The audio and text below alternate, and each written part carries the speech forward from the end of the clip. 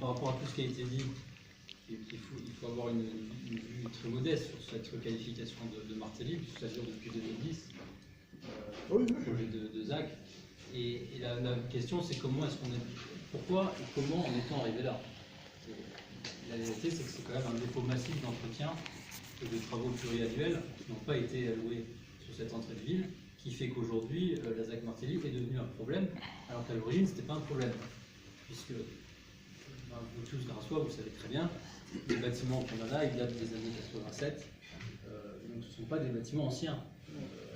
L'endroit n'est pas vieux. Et c'est vraiment un défaut d'entretien de l'existant, de la part de la ville, qui nous a amené à cette impasse et à cette nécessité de requalification de cette entrée de ville. Ça, c'est important. C'est important parce que ça veut dire que tous les projets qui sont pensés dans les bureaux d'études, par le haut, sans concertation avec les Grassois, de manière idéologique, fait souvent par des bureaucrates à Paris, à Lyon, à Nancy, par exemple, pour le sens de circulation, n'aboutissent jamais ou aboutissent mal.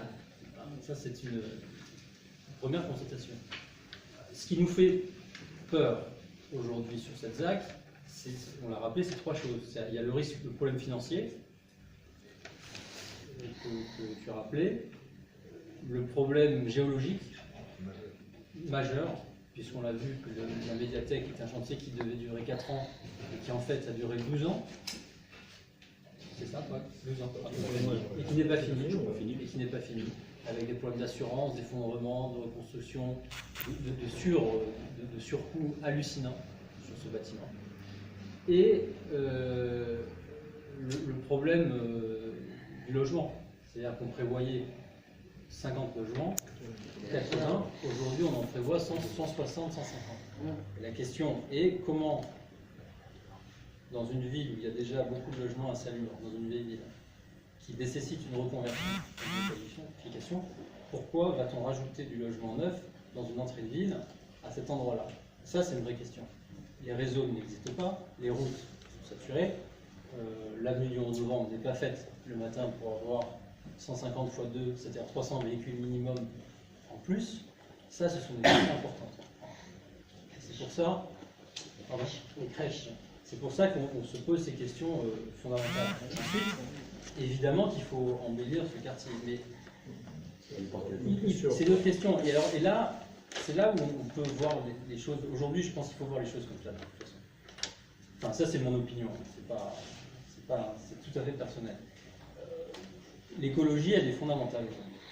Le recyclage de l'existant est fondamental. On ne peut pas penser un urbanisme sans penser au terme recyclage. Et or ici, la ville a des atouts. Il y a deux atouts fondamentaux avec des structures qui ne sont pas âgées, qui datent des années 80. Vous avez le garage roulant, qui est un bâtiment certes vétuste en apparence, mais solide. Vous avez, et ce qui appartient à la ville. Et deuxième bâtiment, vous avez le parking Monoprix qui appartient aussi à la ville. Vous avez ces deux infrastructures existantes qui pourraient être requalifiées, reconverties